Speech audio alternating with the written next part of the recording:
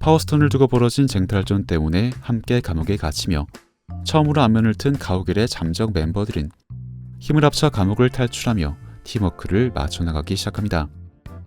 그런데 그들이 입고 있는 죄수복의 하의에는 각자 다른 모양으로 새겨진 바코드 같은 것이 보이는데 이것은 그들이 각자 저질러 왔었던 공식적인 범죄 기록을 새겨놓은 표식이라고 합니다. 그래서 이때까지 12건의 살해를 저지른 것으로 기록된 가무라의 바코드는 한 가지 색으로 가장 길게 인쇄되어 있고 그녀와 다르게 다양한 유형의 범죄를 저질러 온 피터와 로켓의 바코드는 범죄의 종류에 따라 다양한 색깔로 새겨지며 우주적인 잡범의 면모를 보여주고 있습니다. 그리고 그런 와중에도 그루트는 너무나 당당하게 바지를 벗고 있는데 제임스 건 감독에 따르면 원래는 그루트에게도 범죄 이력이 포함된 바지를 입혀놓을 계획이었지만 CG에 들어가는 예산 때문에 해당 계획을 포기하게 됐다고 합니다. 물론 그루트가 워낙 자연스러운 상태로 있는 것을 좋아하여 간수로부터 받은 바지를 찢어버리고 알몸으로 지내게 된다는 것이 원래의 스토리였기 때문에 결과적으로는 지금과 똑같은 장면으로 연결되긴 했을 것이라면서 말이죠.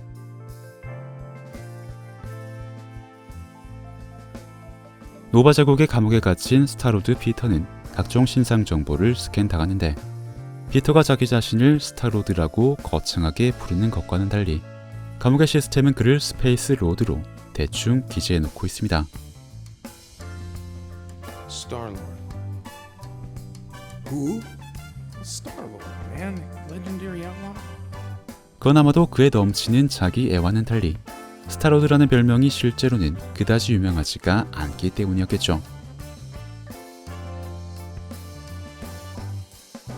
그리고 아직 어린아이던 피터가 지구에서 어머니의 임종을 바라보고 있을 때 피터는 미국 중서부의 돌로레스 강에서 래프팅용 카누를 대여해 준다는 하여튼 무슨 래프팅 업체의 홍보용 티셔츠 같은 것을 입고 있었습니다.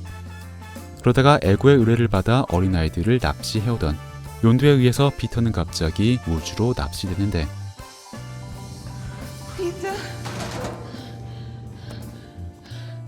이후 성인이 된 피터의 우주선에는 어린 시절 피터가 입고 있었던 바로 그 래프팅 티셔츠를 입고 있는 어떤 여성이 등장합니다.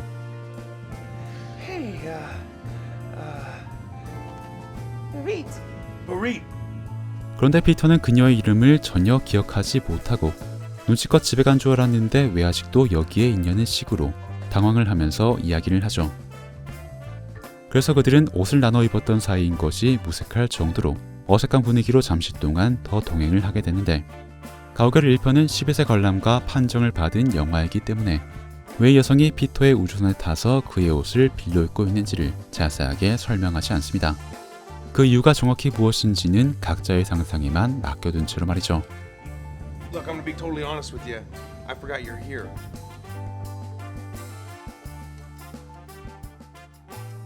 그리고 로켓의 신상 정보 또한 감옥의 시스템을 통해 스캔이 되는데 고독한 스페이스 라쿤 로켓의 동료는 그루트와 라일라라고 기록이 되어 있습니다.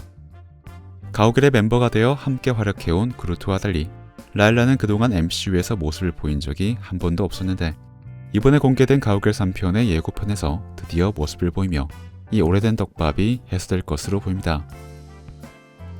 I would like my name to be Lila. Lila. Lila. That's a pretty name, Lila. Thank you. 수달인 랄라는 로켓의 연인으로 알려져 있는데 로켓과 마찬가지로 유전자 조작을 당해서 지능이 높아졌다는 설정을 갖고 있습니다.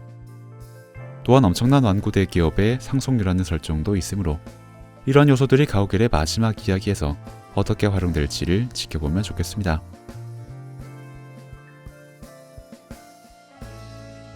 이처럼 가오갤 시리즈에는 유독 동물이 많이 등장하므로 제작진은 동물을 사랑하는 관객들의 우려를 덜어주기 위해 엔딩 크레딧에 특별한 안내문을 올려놓고 있습니다.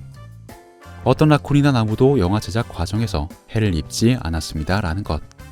그러니까 영화 속의 라쿤과 나무는 모두 CG로 만들어졌으므로 혹시나 촬영 중에 실제 동식물이 다쳤을까 걱정할 필요 같은 건 전혀 없다는 이야기입니다. 그리고 가오갤 2편에서는 하나의 문장이 더 추가됩니다. 어떤 라쿤이나 나무도 영화 제작 과정에서 해를 입지 않았지만 제작에 참여한 인간들에 대해서는 잘 모르겠다라는 것. 그러니까 이 영화를 만드느라 갈려나간 건 오직 인간들 뿐이니 아주 편안한 마음으로 영화를 보면 된다는 제작진의 따뜻한 배려인 것입니다. I present to you Cannelier Tevar, the collector. 가오갤 1편에 등장한 콜렉터는 파워스톤이 숨겨져 있는 오브까지 매입하려고 할 만큼 엄청난 콜렉션을 자랑하고 있었습니다. 물론 그러다가 파워스톤이 폭발해버리는 바람에 전 시장이 박살나 버리긴 했지만 그 전까지 그의 컬렉션에는 어벤져스 1편에서 뉴욕을 침공했었던 지타우리족과 소련이 1950년대에 우주로 보내버렸었던 비운의 강아지 라이카를 오마주한 것으로 보이는 코스모도 있었습니다. 그리고 코스모는 파워스톤의 폭발로부터 살아남아 1편의 쿠키 영상에서 다시 모습을 보이고 이번엔 가오갤 3편에서 또다시 등장을 하고 있습니다. 그것도 단순한 카메오 이상으로 훨씬 더 비중 있어 보이는 역할로 말이죠. 다시 처음으로 돌아가 노바 제국 감옥의 스캔 정보를 살펴보면 가무라는 그녀의 종족인 제오베레이의 최후 생존자로 파악되고 있습니다. 그런데 해당 정보에는 이후에 등장하는 서술과 부딪히는 구석이 있습니다.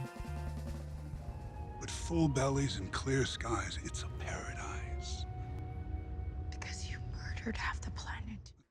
인피니티 워에서 타노스와 가무라가 나누는 대화에 따르면 과거에 타노스가 학살했었던 제오베레이의 인구는 그의 원칙대로 딱 절반이었고 그러한 희생 덕분에 지금은 제오베레이가 자원이 풍부한 낙원으로 거듭났다는 그리고 그 사실은 가무라 자신도 부정할 수 없는 진실이라는 식으로 이야기가 되고 있기 때문입니다.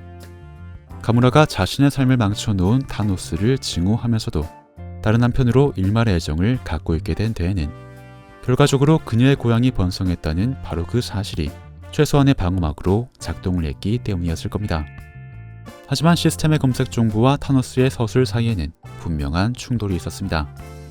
그렇게 사실은 그 모든 것이 타노스의 거짓말이고 가무라는 실제로 제오베레이 쪽의 최후 생존자일 수도 있었지만 결국엔 그녀의 마지막까지 진실을 알지 못했습니다.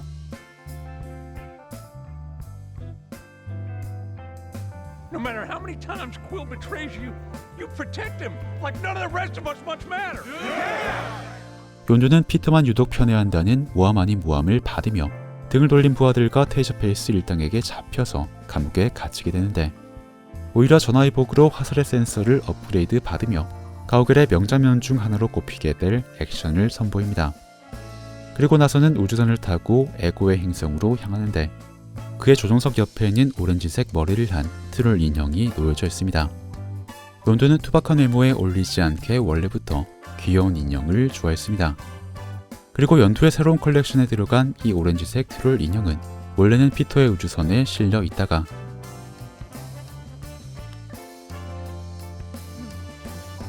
연두가 파워스톤이 들어있는 오브를 피터에게서 빼앗아올 때 파워스톤 대신 오브 안에 들어가 연두에게 전달된 것이었습니다. 그런데 연두는 피터에게 속아놓고도 미묘한 미소를 띄우더니 그 인형을 자신의 컬렉션에 추가했습니다. 그리고 그 컬렉션은 얼마 지나지 않아 그의 마지막과 함께하게 되었죠. There are two types of beings in the universe. Those who dance and those who do not. 이유는 모르겠지만 드렉스는 춤을 싫어했습니다. 자신의 부인에게 한눈에 반했던 것도 그녀가 춤을 추지 않았기 때문이라고 말할 정도로 말이죠.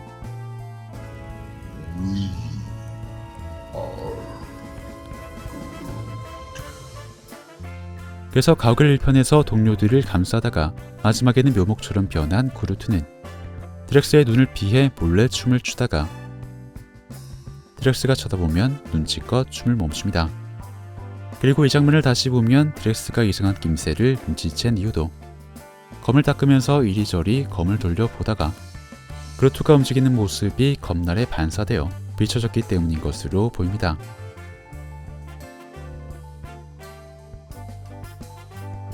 I can explain your very special heritage.